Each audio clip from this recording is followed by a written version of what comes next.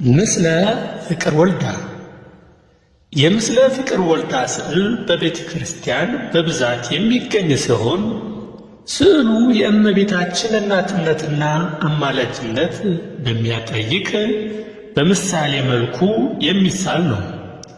በዚህ መንገድም ቅዱስ ሉቃስ ለመጀመሪያ ጊዜ ስሏታል። ለዚህም ማስረጃ መልክዓ ስዕል የተሰኘው የቤተ ክርስቲያናችን ጸሎት ሰላም ለስዕልኪ እንተ ሰአለ ብዕዱ ሉቃስ ጠቢብ እምወንጌላውያን አሐዱ በማለት በመተባበር ያስረዳሉ። የኢትዮጵያ ኦርቶዶክስ ተዋሕዶ ቤተ ክርስቲያንም የራሷ የሆነ የአሳሳል ምስጢርና ሥርዓት ያላት ሲሆን ከስር በምስለ ፍቅር ወልዳ ስዕል ላይ ያለውን ምሳሌያዊ ፍች እንመለከታለን።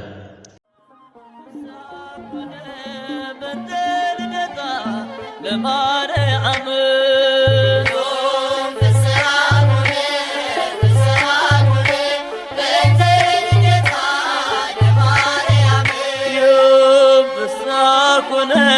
ፍስሐ በእንተ ልደታ ለማርያም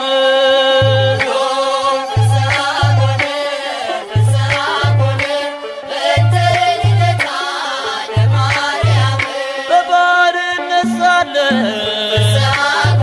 ኃጢአት ባለመብዛት በድንግል መወለድ ቀረልን አበሳ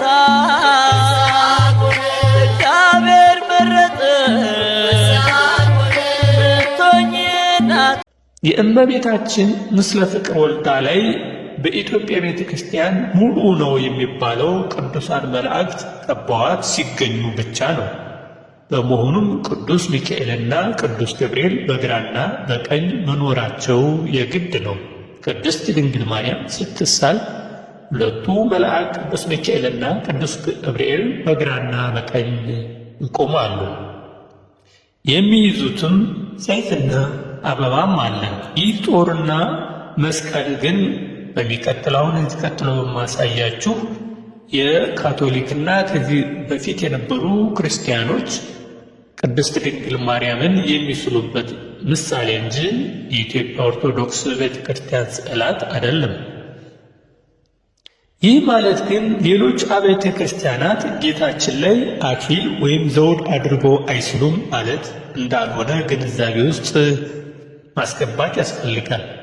ከዚህ ተነስተንም በገበያ ላይ ይሁን በቤተ መቅደስ የምንመለከተው ስዕል በአባቶቻችን የቤተ ክርስቲያን ትውፊትና ቀኖና ተጠብቆ የተሳለ ሳይሆን የግሪክ የራሻና የካቶሊክ ወይም የምዕራቡ ዓለም ስዕሎች እንደሆኑ እንረዳለን።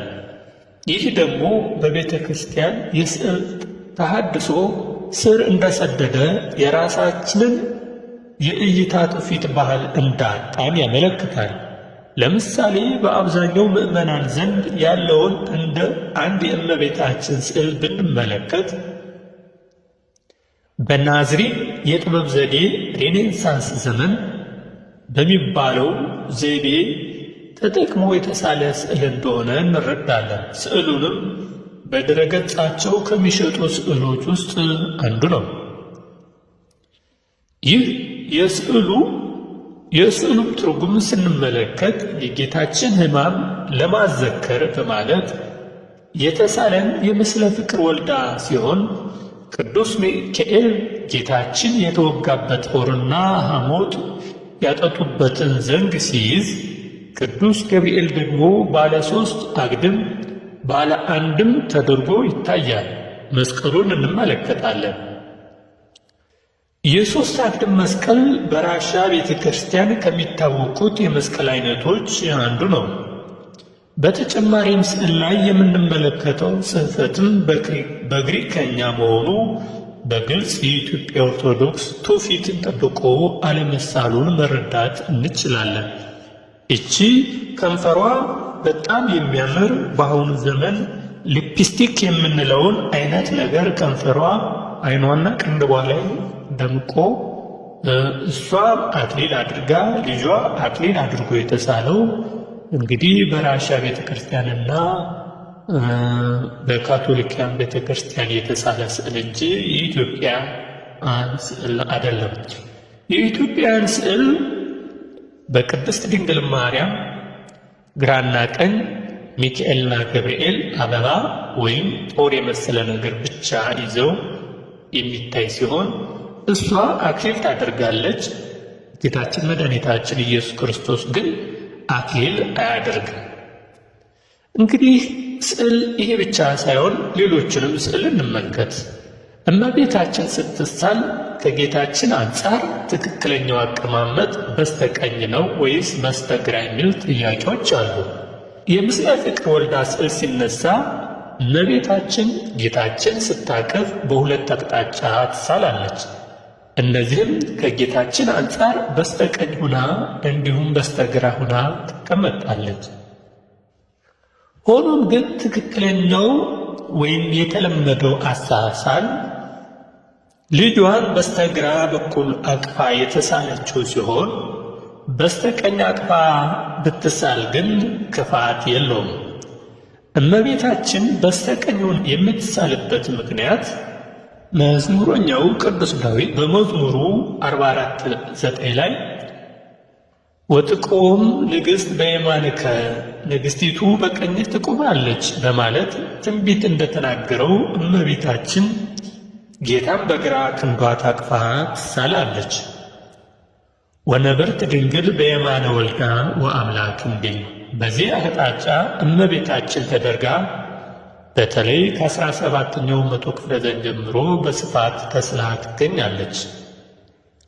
በተጨማሪም በብዙ ምሳሌና አይነቶች ይሳል የነበረው የእመቤታችን ስዕሎች በአንዲት አይነት ስዕል በስፋት መኖር እየተዘነጋ ሄደ።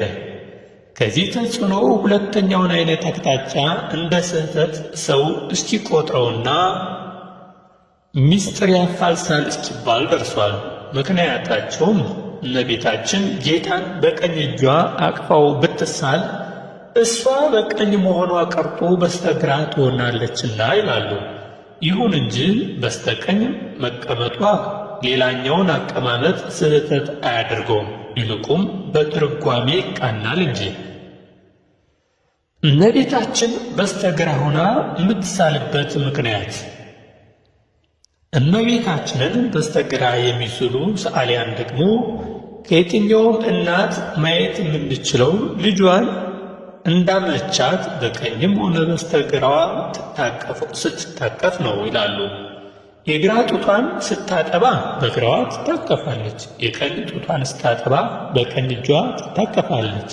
ስለዚህ እመቤታችን ጌታን በቀኝ እጇ አልታቀፈችውም ማለት የቀኝ ጡቷን አልጠባም ማለት እንደማለት ስለሚቆጠር ተቀባይነት ሊኖረው አይችልምና፣ ስለዚህ በዚህ ምክንያት ጌታችን ከድንግል በድንቅ ተአምር የተገኘውን ሐሊብ እየተመገበ በማደጉ በተጨማሪም በአማን እመቤታችን እናቱ ለመሆኗ ከሁለቱ ጡቶቿ የተገኘውን ወተት ማስረጃ ነው። እመቤታችንም ጌታችንን ስትማጸነው የምናየው አንዱ ከሁለቱም ጡቶቿ በድንግልና የተገኘውን ንጹሕ ሐሊብ ነው። እመቤታችን ራስ ላይ የሚታይ አክሊል። ይህ አክሊል ምሳሌነቱ ሁለት ነገር ሲሆን፣ አንደኛ አክሊሉ በሁሉም ሰማዕታት የሚታየው የሰማዕትነት አክሊል ሲያጠይቅ፣ በእመቤታችን ራስ ላይ የምንመለከተው አክሊልም መከራን ስለ ክርስቶስ ስትል ከጽንሷ ጀምራ መላ ሕይወቷን በጸጋ መቀበሏን ይወክላል።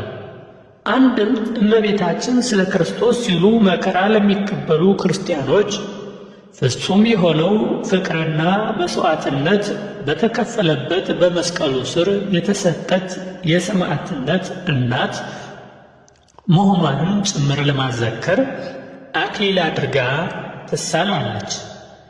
ቤተ ክርስቲያንም ስለዚህ ክብሯ እመሙ ለሰማዕት የሰማዕትነት እናት በማለት ትጠራታለች።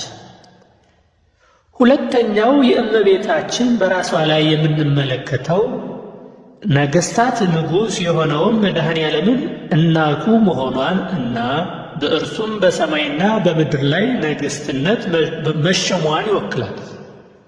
ለዚህም መዝሙረኛው ቅዱስ ዳዊት በመዝሙሩ 44 ንግሥቲቱ በቀኝህ ትቆማለች በማለት በትንቢት መነጽር በእግዚአብሔር ነገሥት ተደርጋ መመረጧን ይገልጻል።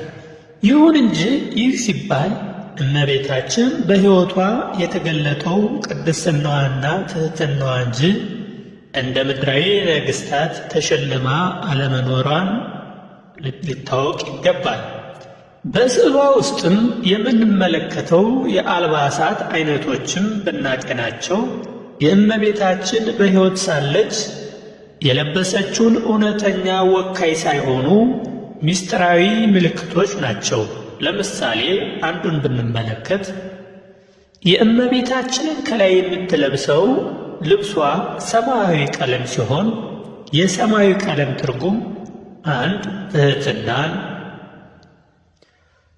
ሁለት የታቦተ ጽዮን ምሳሌ፣ እመቤታችንም እውነተኛዋ የእግዚአብሔር ማደሪያ ስለሆነች ዘኍልቍ 4:6 ዘጸአት 28:31 ዳግሚት ሰማየ ምሳሌ ከሰማይ ፀሐይ እንደሚወጣ ክርስቶስ እንደተገኘባት ሚልክያስ 4:2 ማቴዎስ 17:2 ሰማያዊ ቀለም በጥንት ዘመን በጣም ውዱ ቀለምና በብዛት የማይገኝ በመሆኑ ቀለሙ ራሱ በሀገራችን በስሟ ልብሰ ማርያም ተብሎ መጠራቱ ለዚህ ማሳያዎች ናቸው። ከላይ የተጠቀሱት ማሳያዎች የእመቤታችን ስዕል ላይ የምንመለከተው ነገሮች ምሳሌያዊ ትርጉምና ፍቺ ያላቸው እንጂ እመቤታችን በሕይወት እያለች እንዲህ ለብሳለች፣ ይህን ትመስላለች ለማለት አለመሆኑን ሊገነዘቡ ይገባል። በነገራችን ላይ እናታችን ቅድስት ድንግል ማርያም በሕይወቷ መከራ ስቃይ ሆና ያሳለፈች እናት ነች። እንዲሁም ያለ እናት ስለቆየች በአደራ የተሰጠችን በመሆኗ ብዙ ሀብት ንብረት አልነበራትም። 7 ትውልድ በፊት የነበሩት ቅድመ አያቶቿ እነ ጴጥርቃ ብዙ ሀብት እንደነበራቸው ሀብቱም የማይቆጠር ሀብት እንደነበረ ይታወቃል። እሷ በደረሰች ጊዜ ግን የነበራቸው ሀብት እጅግ በጣም ትንሽና ውስን ነው እና ብዙዎቹ እንዲህ አይነት ልብስ የት አግኝታ ለበሰች የሚሉ እና ብዙ አእምሮን የሚጠይቅ ጥያቄ ይጠይቃሉ። ይህ የአልባሳት እሷን የሚወክል እንጂ እንዲለብሳለች ለማለት እንዳልሆነ ሲታወቅ፣ እንዲሁም አንዳንድ የኢትዮጵያን አባቶች አምላክን በወለደች ጊዜ ልጇን ለመጠየቅ ሰብአ ሰገል በሄዱ ጊዜ የወርቅ ጫማ ለልጁ ሲሰጡት፣ የተበለጨለጨ የሚያምር ልብስ ሲሰጡት፣ ለእሷም የሚያምር በፍታ ግምጃ ልብስ ሰጥተዋታል። ለእሷም የሚሆን ሰጥተዋታል። ስለዚህ ያ ልብስም የሚያብረቀርቅ የሚያምር መሆኑን በዚሁ ለመጠቆም ያክል ነው። ሁለተኛ፣ የጌታችን ራስ በምስል ፍቅረ ወልዳ ስዕል። በዚህ ስዕል ላይ በጌታችን ኢየሱስ ክርስቶስ ስዕል ላይ ዘውድ ማድረግ በቤተ ክርስቲያን ትውፊት አይደለም፣ ሊሆንም አይገባውም። ምክንያቱም እሱ ራሱ የሚሾም የሚሽር የሚያጸድቅ ለኃጢአተኞችም ፍዳቸውን የሚከፍል መጀመሪያ የሌለው የነገሥታት ንጉሥ ሆኖ ሳለ እንደሚሻር ምድራዊ ንጉሥ ዘውድ ስለማይደረግለት ነው። ስለዚህ ቤተ ክርስቲያን የዘውድ አክሊል አድርጋ አይነሳም። ሆኖም ግን በዚህ ቀጥሎ የሚሉት እናያለን። የውጭ አብያተ ክርስቲያናት ግን ለሱ የንጉሥ አክሊል አድርገውለት እናያለን። ዳግመኛም የቤተ ክርስቲያን ስዕሎች ላይ ስንመለከት ዘውድ ወይም አክሊል የሚደረግላቸው ቅዱሳን አክሊሉ በእግዚአብሔር የተሰጣቸው የተለያየ ጻድቃን የሕይወት አክሊልን ያመለክታል። በመሆኑም ቅዱሳን ስለ ክርስቶስ ሲሉ የፈጸሙትን ተጋድሎ ራሱ መድኃኔ ዓለም ስለ ፍቅራቸው የሚሰጣቸው የክብር አክሊል እንደሆነ ሐዋርያው ቅዱስ ያዕቆብና ቅዱስ ዮሐንስን በመልእክታቸው ገልጠዋል። ቅድስት ስዕላትም ላይ የምንመለከታቸው አክሊሎች እነዚህ የድልን አክሊሎች ጭምር ያመለክታል። ያዕቆብ 1:12 ራእይ ዮሐንስ 2:10ም ይህን ይጠቁማል። በታሪክም ስንመጣ በሀገራችን የዘውድና የንግሥና ሥርዓት ልክ በመጽሐፍ ቅዱስ ነቢዩ ሳሙኤል ቅዱስ ዳዊትን ሲቀባ እንደተጠቀሰው ነገሥታት ሲቀቡና የንግሥና ዘውድ ወይም አክሊል ሲደረግላቸው እናያለን።